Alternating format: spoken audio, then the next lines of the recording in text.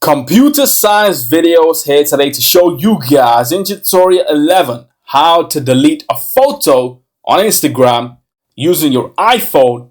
Without further ado, let us start the video. So for this tutorial, you will need to have access to an iPhone, the Instagram application itself, so we can now click on the application itself and then make sure you are signed into the account, and now make sure we have a couple of photos and videos posted to your account.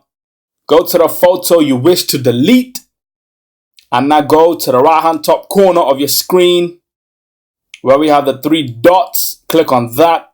Where it says delete, click delete. If you don't want to delete this post, you can archive it. Only you will be able to see it, but we want to delete the photo. Deleting and gone. Swipe down to refresh. Go back to your iPhone homepage. That's it for this video. I'll see you guys in my next tutorial. Thanks for now.